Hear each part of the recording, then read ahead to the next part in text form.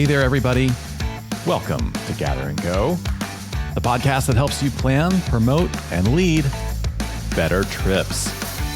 I'm Brian Jewell. I am your host. I am really excited that you have decided to spend some of your time with us today. And as always, our promise to you is that we're going to do everything we can to make that investment of your time worth your while. Now, today, we're going to bring you an interview with Sheila Folk, who is a veteran travel advisor and the founder of Travel Industry Solutions. We're going to talk about some really important topics that you may not spend much time thinking about in your travel business, but man, should you be thinking about it. These are topics like travel business risks that aren't on your radar, and things like protecting yourself from credit card chargebacks and how you can craft client communications that protect your business and increase your sales. First, though, let's start with some travel news you may have missed. The Biltmore is reopening for tours on November 2nd. This world-famous historic mansion and its accompanying 8,000-acre property in Asheville, North Carolina, have been closed since Hurricane Helen battered the surrounding area in late September. Officials said there was little or no damage to some of the most important structures at Biltmore, including the house and conservatory, as well as the winery, gardens, and hotel.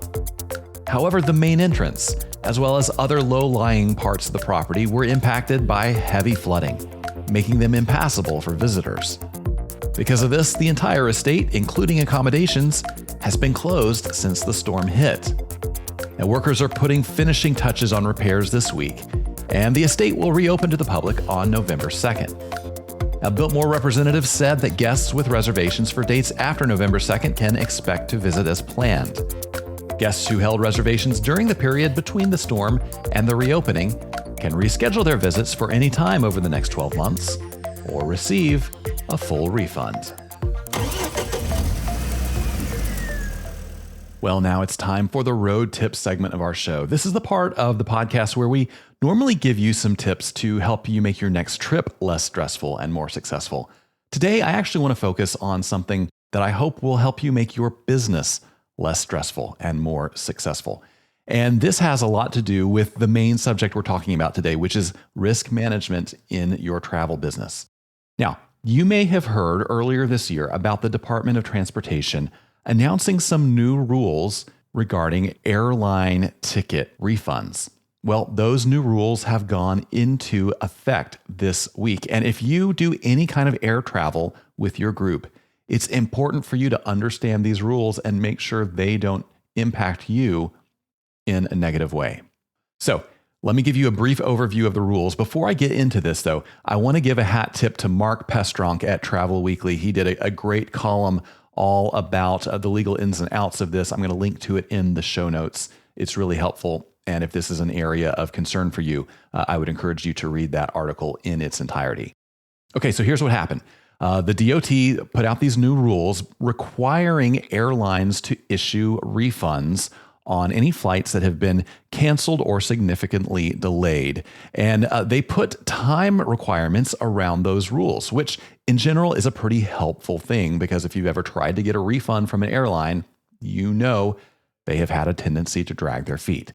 So the rule says that if flights are canceled or significantly changed, consumers are entitled to an automatic refund unless they request a flight voucher or a credit instead.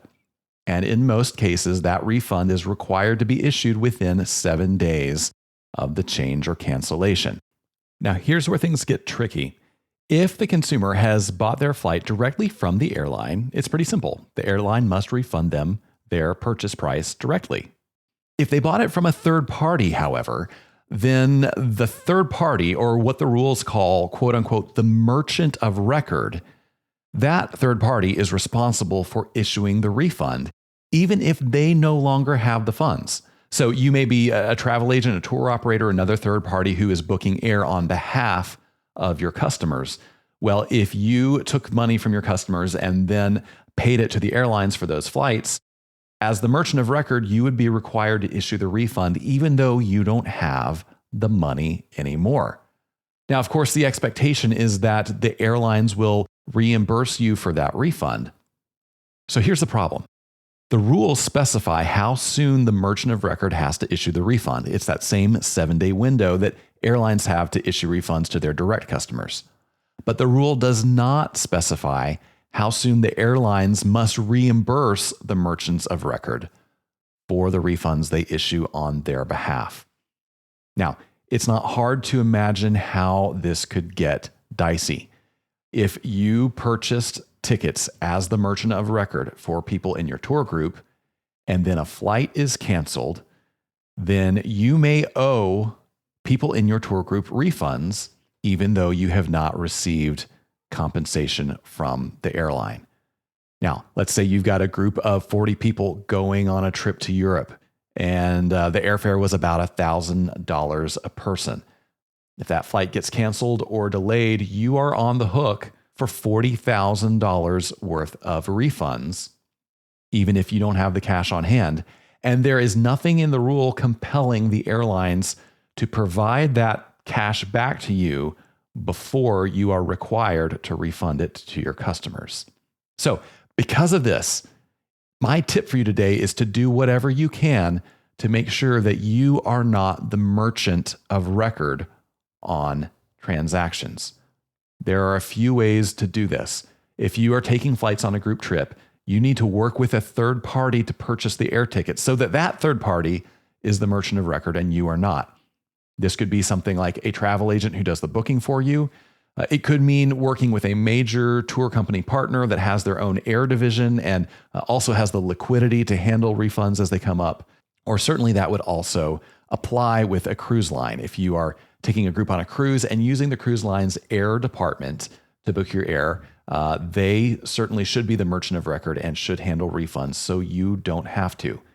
What you do need to do is ask questions. When you are making those air arrangements, whoever you're working with, make sure that ticket seller will be the merchant of record on the transaction and that you will not, so that you don't get stuck with a bill before you get cash back from the airlines. Now, one more thing to make sure you understand here. I am not a lawyer. This is not legal advice. I'm just your friendly neighborhood travel podcaster. So if you have any more concerns or questions about this, please reach out to someone who can give you some expert advice. From where I sit, though, it makes sense to make sure you are not the agent of record on any airline transactions. Leave that to people who not only know what they're doing, but have the liquidity to float in the event of a mass refund situation. That is your road tip of the week. Well, before we move on, I want to take a minute and share just a little bit of news from us. Now, you may have heard me talk before about our on-site familiarization program where we work with partner DMOs around the country to bring folks just like you to see some fantastic destinations so that you can get to know them firsthand and plan return trips with your groups. Well, we have a new trip to announce, a fantastic opportunity to tour the beautiful bluegrass state of Kentucky. That's right, Kentucky is my home state. It's where our entire team is based. So, hey, maybe we're a little bit biased, but we definitely believe this is a destination that every tour group in the country should have on its radar. If Kentucky is on your radar, you want to attend this FAM. Now, there are still some details in the works. What I can tell you today is that this trip is going to take place in late spring of 2025, probably sometime in May, and you are going to have opportunities to experience things like Kentucky's amazing legacy of thoroughbred horse racing. You might visit some bourbon distilleries, get to know some signature museums, some natural attractions. There might be some music and entertainment in there. Whatever it ends up being, and wherever you end up going, I can guarantee you, you're going to have a great time because that's how we do it here in the Bluegrass State. You'll also get to meet some fantastic tourism professionals from all the places we visit. Some members of our team will be there as well. We always make sure these are fantastic events. You will not regret signing up for this one. So if you want to be one of the first people in line to get your registration done for this FAM, you can do that at grouptravelleader.com/KY-FAM. grouptravelleader.com/KY-FAM, as in Kentucky FAM. Don't worry, I'll put that link in the show notes. and apply there. Get your applications in early. We will almost certainly have more applicants for this than we do spots on the FAM. So the sooner you get your information to us, the better your chances are of getting the opportunity to join us for an incredible time in Kentucky next spring. Well, it's just about time for us to get into our featured conversation with Sheila Folk. Before we do that, let me remind you that if you want a review of some of the most important things Sheila and I talked about, you don't need to worry about taking notes. You can just check out the show notes for this episode, which is the text that you will find below the media player on any app that you're using to listen to this podcast or on our website. And after the interview, I'm going to come back and do a review of some of the most important things that Sheila and I discussed to make sure you don't miss any of the critical information that could be hugely important to protecting your travel business. And hey, I hope you'll stick around to after the end of that wrap up, because when we're done, I'm going to come back to this topic of the Department of Transportation's new rules for airline refunds. And we're going to discuss whether travel sellers should be responsible for airline refunds. That's going to be the topic of today's Hot Minute. You won't want to miss it. We'll be right back with Sheila Folk.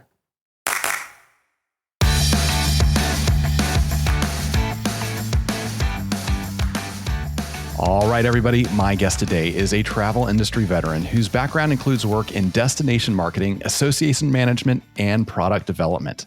In the middle of her career, she left a corporate job to become a travel advisor and soon grew a multi-million-dollar producing agency.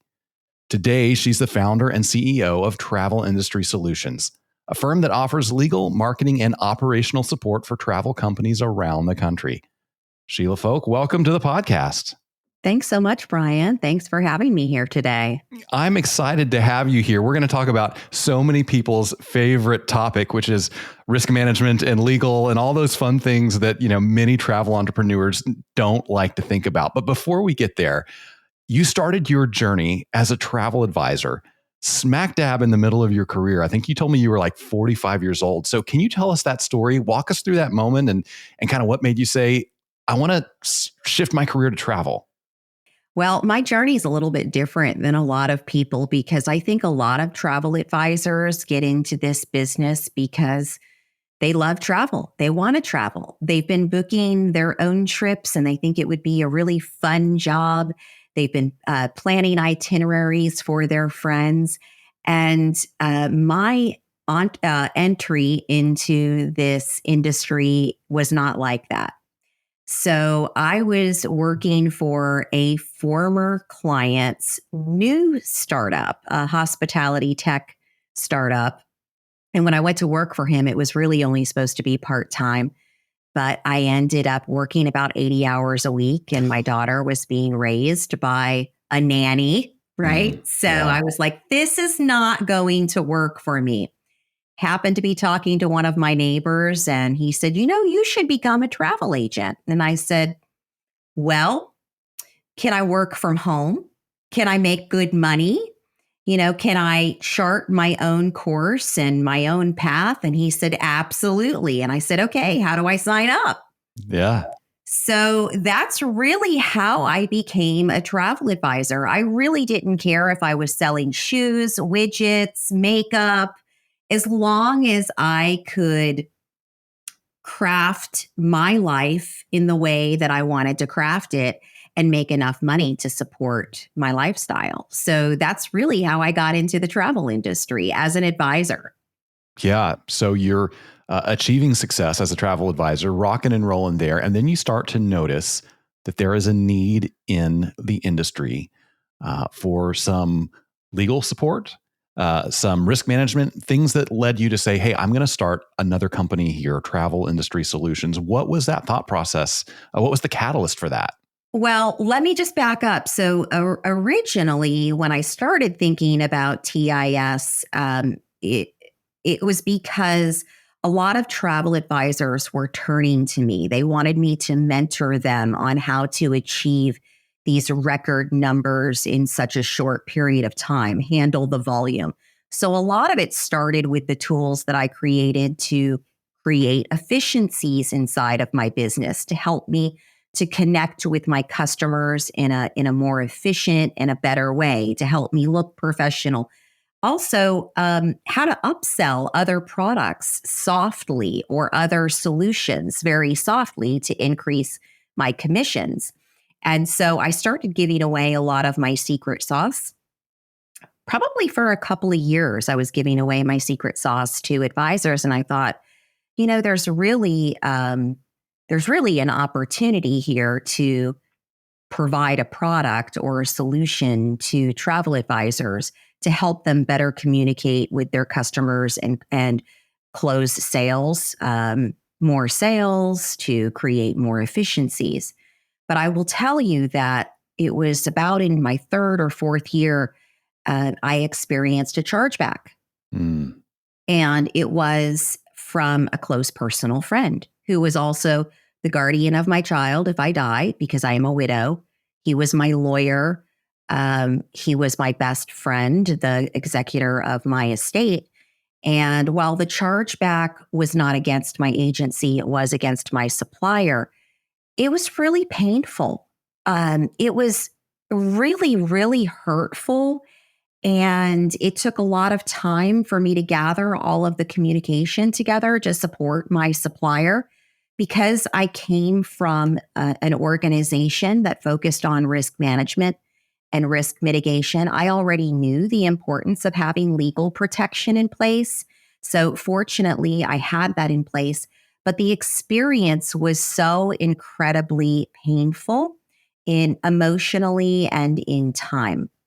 And many advisors, operators, they don't think about having legal protection in place. Well, I'd say they do more so now since COVID. But sometimes it's really not attainable. It's not affordable to go out and hire all of these different specialized lawyers. So they may DIY, which is not good. And we've seen so many issues with that. They don't understand how provisions can conflict. They don't understand definitions. Or they go to a solo attorney, relying on them to be an expert in all areas. And they're just not. Yeah. So they end up with marginal or mediocre contracts rather than having contracts drafted by lawyers who specialize in each area of their business. So it was first started with the operational piece, then the legal piece. And that's when I had the aha moment. And I said, there's a need to bring affordable solutions to the market that everybody has access to. I love that. Access is so important, especially for solopreneurs or people who are doing this part-time, or, it's something that they weren't trained in. They don't know what they're up against. So giving them that access is such a help. I've heard you describe travel and tourism as the riskiest business in the world. I wonder if you could kind of unpack that statement for us. Tell us, what are some of the risks and why are we in general maybe not aware of them as much as we should be?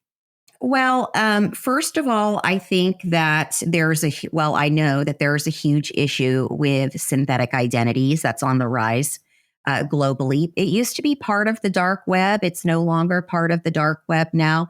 The red flags that many people, travel sellers, have had in the past are red flags today. And what I mean by that is a last minute booking by somebody you don't know. You have a last minute booking. They're paying with a credit card, but their name is not on the booking. Those are still red flags, but what's happened is people are creating synthetic identities. So they're creating an identity tied to a real person. They're gaining access to their credit cards, and maybe there's a little bit longer booking window. So with the rise of synthetic identities, also paying online has created a lot of issues with fraud. So that creates a whole lot of issues. Also, I think that people today try to solve their problems with chargebacks rather than addressing the operator or the agent or the supplier. And so it puts our businesses at risk. There's a lot of risk around also this industry because we're expected to know so much about every inch of the earth. Mm. I have never been in a job where I have been asked so many crazy questions, not only about entry and exit requirements, but what can I say and not say that's not going to put my business at risk? How do I fulfill my duty of care without crossing the line? I've been asked all sorts of crazy stuff. I was just on a call yesterday and I asked the audience, I said, how many of you have been asked how many paddle strokes it is from the beach in Thailand to a limestone rock offshore? I mean, how many times are you asked for that level of specificity in any of your jobs? And you're expected to know it. And by the way, if you say it, are you going to expose yourself because it was 50 strokes, not 20? Are they going to do a chargeback as a result of this? There are lots of crazy things that happen that put our businesses at risk. And many people who are sellers are not thinking about those little nuances to protect their business. Yeah. Wow. That is terrifying to think about in some ways. So for listeners who have not been through that chargeback experience, can you kind of give them an overview of what is happening when they get a chargeback, what's going to be expected of them, and what are the chances that they are going to win the dispute versus, the credit card processor claw back funds? Yeah. So, we've experienced chargebacks even inside of TIS. So the customer will initiate a chargeback with their credit card and they'll give a reason code. So based on the credit card company, you'll want to go in and understand what the reason code is. Is it, non-delivery of services? Is it a duplicate charge? It's really important that you understand the reason code for the chargeback, because that's how you're going to build your defense. In travel, you really need to have some key things. You need your booking confirmations. You need confirmations that they've traveled. You need your communication between you and your customer. You're going to need your signed terms and conditions. That's a start for having all of the pieces and parts in place to defend. You can go online to companies like Chargeback Gurus, where they will delineate some of the chargeback codes and what they mean. So an important part of your defense is going to be summarizing it and providing a lot of the documentation. Now, depending on the processor that you're using, some will not give you a second chance. So if you lose, you're not going to get a second chance. Some of the processors do allow a second chance. Now, here's another component of this that people need to understand is there's still a human on the other side that's reading your defense. And so there's no guarantee that you're going to win the dispute, even if you have everything. But if you have a better chance if you have everything in order, you have it summarized, you have it highlighted, you've submitted as much defense as possible. I really recommend if you're an OTA, for example, or a larger company, that you really rely on a defense service. So somebody like a Chargeback Gurus who can offer that defense and has science behind it. But there still is no guarantee because it is a contract between your customer and the credit card. But you can do things up front to help mitigate chargebacks, including chargeback provisions in your terms and conditions. How will those be handled? So having all of the proper defenses in place will help you in your strategy to win the dispute. Yeah, that makes a lot of sense. Okay, so terms and conditions, that sounds like something that I copy and paste off someone else's website, right? Or wrong? Wrong. Okay, there is a huge, let me explain something here. There is a big difference. You have a client terms and conditions. So those are the traveler terms and conditions. And then on your website, you have a terms of use. The terms of use is the rules of the road for your using your website. It has nothing to do with your traveler terms and conditions. And by all means, do not copy and paste other people's terms and conditions or terms of use. They need to be crafted for your business structure. In addition, stop copying and pasting clauses. I see this all the time. Travel advisors are like, hey, I saw this in Susie's client terms and conditions, and this sounds really good. Maybe I should add it to mine. Wrong.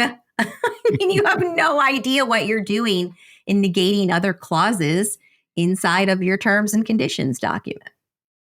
Yeah. So you mentioned packages. A lot of our listeners are putting together packages. It's transportation, accommodations, meals, attractions, admissions, all that together. Explain a little bit more how a problem with one vendor can spill over into your entire package and put you at risk, even if you're just sort of, the middleman or the middle operator in that transaction. Yeah. So let's assume that your driver doesn't show up and you're supposed to be going someplace and you're meeting the guide someplace. So your driver doesn't show up, your client doesn't get to go on the tour because they don't have transportation, or let's say there's a waiting period for the guide. The guide is going to wait for you for 45 minutes and then they leave. So now your client has missed the tour. Your client's going to come back to you, right, to have a refund on that tour. Well, if you don't have terms and conditions around the booking set, then it's likely you're going to have to go back and refund that client if you don't spell out all of the terms and conditions. So, or let's say you're not available or something happens and you can't find a guide, or you haven't reviewed the documents with your client before they've left. To say, hey, if you have an emergency, you need to call this and this number. If you can't get a hold of somebody, grab transportation and get there yourself, and we'll deal with it after the fact. So there's a lot of things that travel advisors or tour operators can do ahead of time to prevent these types of situations, to put their business at risk. One of the things that I always did was I had a 2-week pre-departure call. And I know it's not ideal when we're busy, but it's not ideal when a situation happens when your client is traveling and you're asleep. Yeah. And you can't help them. And I am sure your listeners on this call have had this problem many, many times, where your customer has emailed or called you or texted you and said, the driver hasn't showed up. What do I do? Well, did you look at your voucher? Did you look at the phone number on the voucher? Did you look at the in-destination emergency travel number? Did you go to the front desk of your hotel and say, my driver's not here and I have to get there and meet my guide, or I have to get to the airport? Call me a taxi because I can't get a hold of the person. You need to have backup plans. And those are the things that cause downstream impacts for your clients when you are not prepared and you have not laid out everything to your customer and the expectations that each party has. Yeah. And that can be done in your terms. It's done in your client communication. Your client communication is equally as important, Brian. When people come into TIS and they start to look at like the email sequences that we have, and they always look at the booking email, which is your booking confirmation. It's the one that I send out that says, hey, we've deposited your booking. Your final payment's going to be due here. Here's how it's going to work. These are the next steps. So depending if it's a cruise, if it's a land package, if, it's whatever, these are the next steps. Oh, by the way, if you haven't purchased travel insurance, you have 14 days to do so from the date of the deposit, yada, yada. Here's how you can do this. Here's how documentation works. Here's how entry requirements work. Here's what you need to know about passports. Here's a link to my terms and conditions. Here's what you're responsible for. Here's what I'm responsible for. It's about 2 pages long, but there's a reason for it. Yeah. So by including that in your sort of transactional communication flow, does that provide some protections in case of a chargeback or other action? Absolutely. So, there's a lot of people out there that are creating their communication with their clients, but they're not thinking about how it ties into the protection of their agency and the protection for their suppliers. So when you think about your communication, I always say it should do 3 things for you. 1, it should protect you. 2, it should create efficiencies in your business. And 3, they should make you more money. Those are the 3 things. Skip the pretty email headers. Your clients don't care about it. They care about what is inside of the email and what action they need to take. And so the cadence is important. What's included is important. The continuous reminders about payments, about entry requirements, about travel insurance, all of those things are really, really important. And they provide an extra level of defense in the event of a chargeback or a dispute. Yeah, wow, that's good. So the travel insurance piece is particularly interesting to me because I know agents are not allowed to require travel insurance. They can't package it automatically. But it is important for them to make the offer, right? Because if you don't make the offer, that can get you in trouble too. Is that correct? Yeah, as a matter of fact, one of my friends who's also a TIS customer, she was booking a last minute trip for a friend of hers. And so she didn't have her sign any documents and she never made the offer of travel insurance. And she ended up in a situation where the customer didn't go. I don't know all of the specifics around it, but I know that the customer came back and tried to tie it all to the lack of offer of travel insurance. And so she ended up eating several $1,000s for this trip. So absolutely, you should be offering it. And I have really strong feelings about travel insurance. And that is that we should not be looking to have our clients just sign a waiver or a declination. Our clients should also be signing yes in the event that they do purchase it. And here's why. And I've had this happen to me. One is insurance laws vary by state. Okay. So some states require a refund if a client cancels a trip, some don't. Each insurance company has their own policies. Are you in penalty when you cancel? Are you not in penalty? Your policy covers this, but it doesn't cover this. So when we recommend travel insurance, we want our customers to not only understand what our role is in recommending it, but what the customer's role is in choosing it, in understanding the coverages of the policy. So we want them to say, I, Sheila Folk, traveler, understand the decision I'm making and the coverages of the policy that I'm choosing. And that's equally as important. Yeah, well, that's really good. So for tour operators, people who are maybe taking groups out, some tour operators go on every trip themselves with the group. Are there any specific risks that are unique to being in that group package situation or, going out, being the guide, anything else in the tour packaging space that these people need to think about beyond what a travel advisor needs to think about? Sure. Well, I think that tour operators are also travel advisors. It's just that they're packaging tours. But I think the biggest risk that any tour operator faces is whether or not they're going to be a net or a gross agency. So are they going to collect the card information from their customer and then pay the suppliers directly? Or are you going to collect the money into your bank account and then pay the suppliers? And then you add your own markup. So you already have collected the markup. So I think that if you are and this is the way a lot of tour operators operate is they're collecting the money into their bank account. You better make sure you have really great contracts in place. And then you've got to decide, does the supplier have any liability exposure or are you taking it all on yourself? And in a lot of cases, these operators don't want to reveal who their suppliers are. So they're bearing the biggest risk. So understand what your risk exposure is by doing that. And you absolutely 110% cannot create your own terms and conditions. You have really got to have something solid in place. And the other consideration is, do you have upstream contracts with your suppliers? So there's an example that just happened. I would say within the last year, there was an operator who booked who had a group going to South America. and they didn't like one of the tours. So they did a chargeback on the whole entire trip, not just the tour. And they got all their friends to do a chargeback. Oh, no. On the entire group. Wow.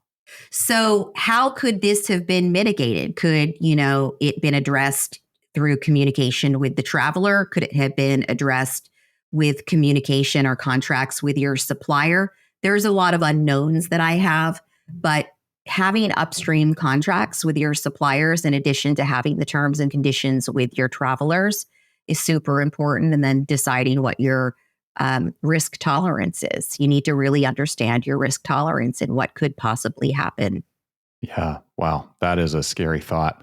Now, you mentioned, does the money come to your bank account? Does it go straight to suppliers? That makes me think about payment processing because somebody starting a tour company or a travel advisory today has a ton of different options for payment processing, right? They can, do it in person with a little Square reader on their cell phone. They can set up something on the web and use a third-party payment processor, like Stripe, Venmo, all sorts of things. Or you can work with a software provider who says, hey, we'll do the payment processing for you, if you run your entire company through our software. Pros and cons, I'm sure, to each of those.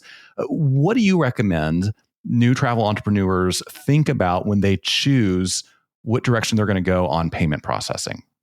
Okay, well, let's talk about the pros. If you're using a platform that already has built-in payment processing for you, the pro is you can get set up almost immediately.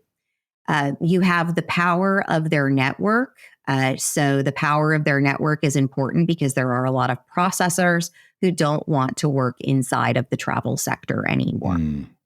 So they already have the volume and they've connected with the companies that will allow travel transactions.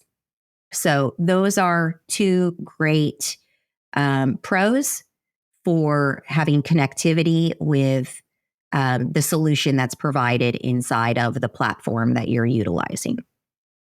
Here's the con, in my opinion. And it really comes, the primary con revolves around chargebacks.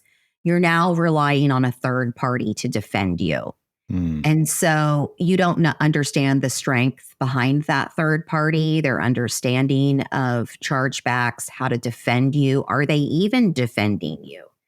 The access, to that person to have communication with them around the defense. So they're just going to come back to you and they're going to take that money from you. And if you don't pay it, they're going to lock you out of your account. Ouch. Okay, so now you've lost a lot in terms of your bookings. And you may or may not be paying more. So you really need to look at that. There are pros and cons on both sides of the table. But I think, ultimately, again, you have to decide what is right for you and understand what the pros and cons are. Yeah. So tell our listeners a little bit about the different sorts of products you have at Travel Industry Solutions, how you can help them navigate some of these difficulties and hopefully make sure these are just worst case scenarios that never actually come across their desk. Yeah, so I started TIS 4 years ago out of, obviously an abundance of need. We are a subscription-based product.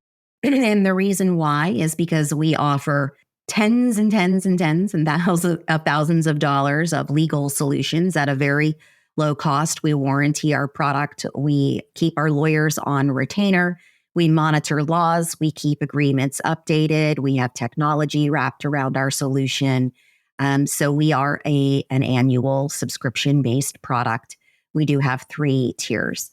We offer everything under the sun that you could possibly need for your travel business. We currently serve travel advisors in the US only. We just finished our Canadian product, so we will be entering the Canadian product. But everything from terms and conditions to group leader agreements, independent contractor agreements, website policies. That's a biggie. A lot of people are missing a privacy policy. You are mandated by law to have it if you are collecting data on your customers. We offer a host of email communications, forms, education, client touch points, as well as ongoing support. And a lot of people don't realize that if they have a highly specialized need that we currently do not address or offer through our solutions, we're happy to connect you with one of our expert legal advisors to do something bespoke for you. We've had that happen quite a bit. Getting set up is super easy. And that's the beauty of our platform. You go choose a plan, you enter our platform, you set up your agency profile. It takes 3 minutes and your contracts are ready to go. We've built in our own e-sign. We have a secure credit card vault so you can collect payment card information securely. And we will expand into what we consider to be the tour operator space, where you might be a tour guide. You might be a transportation provider. Maybe you are a DMC or you're a tour operator serving travel agents. You're a B2B. We do have group contracts, both net and gross, and we will begin selling those toward the end of November. So those would be appropriate for tour operators and or travel advisors who are doing group bookings, destination wedding. Yeah, super helpful. For people that want to learn more about the company or maybe follow it or follow you on social media, where should they be going online to do those things? Yeah, so it's travelindustrysolutions.com. We are on LinkedIn, Facebook, and Instagram. I would say we're most active on Facebook and LinkedIn. We do have a private group, so you can join our group. Feel free to comment and collaborate with other folks that are inside of our group. And of course, you can always email us at hello@travelindustrysolutions.com. And we do have a support team who will answer any questions. We can set up a live demo, walk you through the platform. And of course, if you do email us at hello@travelindustrysolutions.com, you will receive our weekly newsletter. I am very sensitive about bombarding people. I don't like it. I know what it's like as a travel advisor. So we don't bombard you, but at least you can stay on top of any new changes or releases or guidance. For instance, the Department of Transportation rule that goes into effect October 28th. That's huge. So you'll get some information on that. Yeah, wonderful. Well, before we let you go, we have some questions we ask everybody, and these are just for fun. So no pressure. You can answer off the top of your head. When you book travel for yourself, are you going to choose a window seat or an aisle seat? Window. Yeah. Why is that? I like to sleep, but it's aisle if it's short. If it's a short flight, I'll choose an aisle. Yeah. Yeah. Makes sense. So what's one thing in your carry-on that you wouldn't travel without? My computer. I know it's terrible. I'm kind of a workaholic. I can't go anywhere without my computer. Oh my goodness. Yeah. Yeah. All right. If you had a free airline pass and a week with nothing else to do, where would you head next? The Abacos. That's where my heart is. Yeah. I go to the Abacos over and over and over and over again. I've been going there for decades. Yeah. Yeah. Can't argue with that. Last question. What is one thing you have seen or done on the road that you wish you could go back and experience again with someone you love? Oh, boy. I would say, and it was recently within the last couple of years, I would go back to Bora Bora, to the Four Seasons. I took my daughter there. She was only like 10 at the time, I think. And I'd go back with somebody I love. Yeah, that sounds great. Hope you can make it happen one day. Sheila Folk, thanks so much for joining us. Thanks so much, Brian. Have a great day.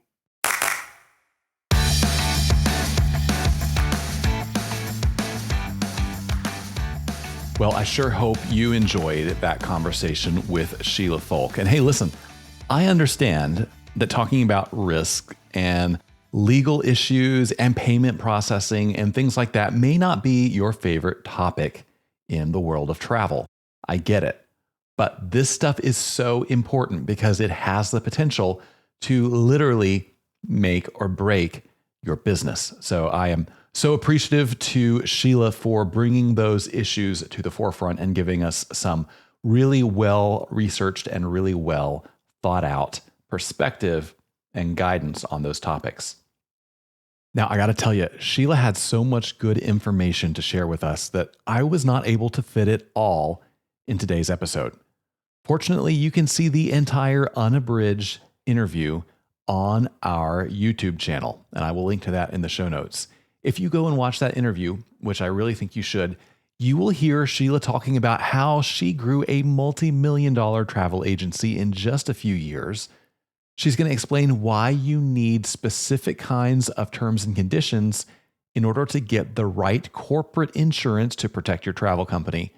And she shared a lot about Travel Industry Solutions product plans for 2025 and beyond, including some pretty cool products that could be a big help in your business. So if you want to get that extra exclusive information, it is on our YouTube channel. Check the link in the show notes. Watch the whole interview there. You'll be glad you did. Now, I want to go back and hit just a few of the things that Sheila and I talked about to make sure you don't miss some of the most important points. When I was asking Sheila why she considers travel to be a risky business, she said, there's a lot of risk around this industry because we're expected to know so much about every inch of the earth. She said, I have never been in a job where I have been asked so many crazy questions. What can I say and not say that isn't going to put my business at risk? How do I fulfill my duty of care without putting my business on the line? She went on to say, there are lots of crazy things that happen that put our businesses at risk. And many people who are sellers are not thinking about those little nuances to protect their businesses. Sheila is absolutely right here. You did not get into the travel business because you loved contracts and negotiations and insurance and terms and conditions and fine print and lawyers. You got into it because you love travel and you love people.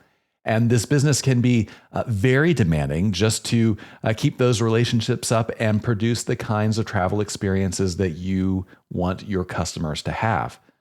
But if you are doing that at the expense of making sure your legal bases are covered, your risks are mitigated, and that you have solid procedures in place, sooner or later, you could find yourself in hot water. And here's the unfortunate truth. If you don't have those things in place, then the people you love serving, you may end up doing them a disservice.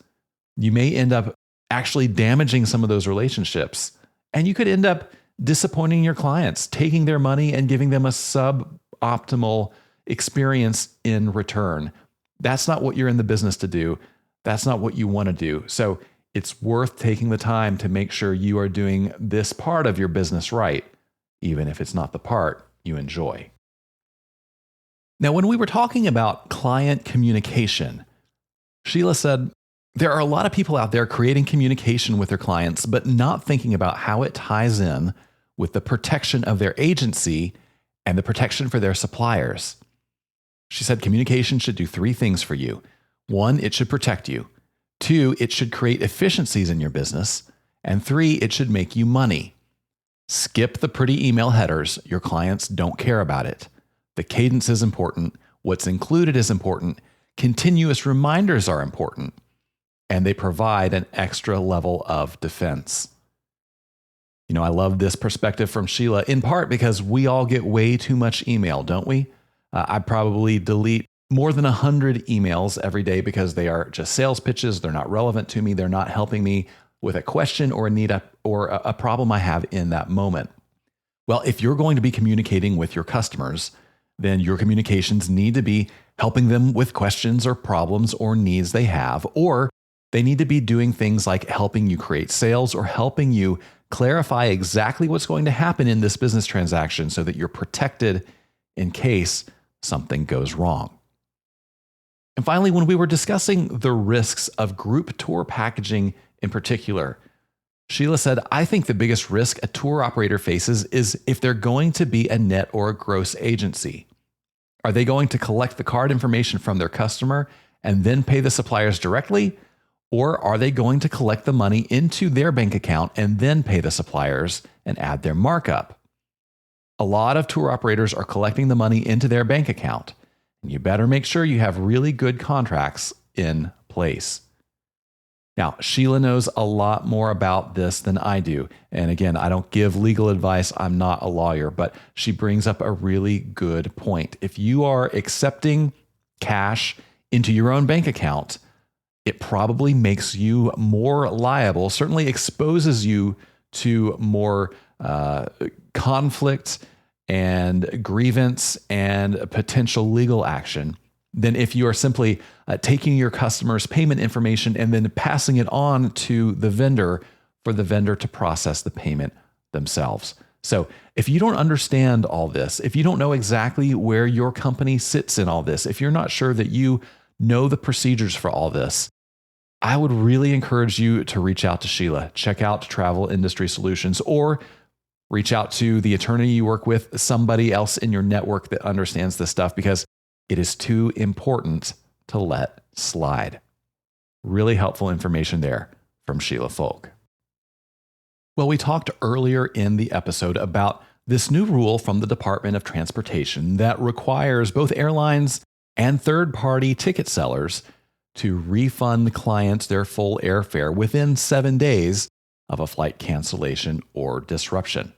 And if you've been listening to the show for a while, you may know that I have been pretty critical about what I see as misguided government policies in the travel space before.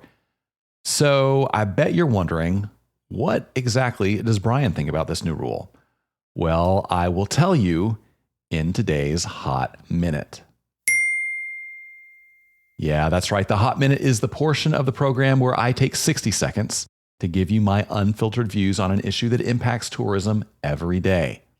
And today we're asking the question, should travel sellers be responsible for airfare refunds? So let's put 60 seconds on the clock and get into it. Okay, so believe it or not, I actually find this new rule to be a net positive.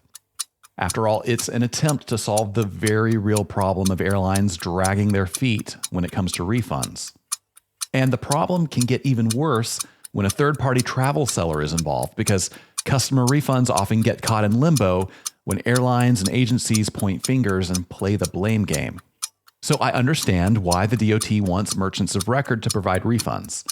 But the rule falls short by failing to specify how quickly airlines must reimburse third parties for the refunds issued on their behalf.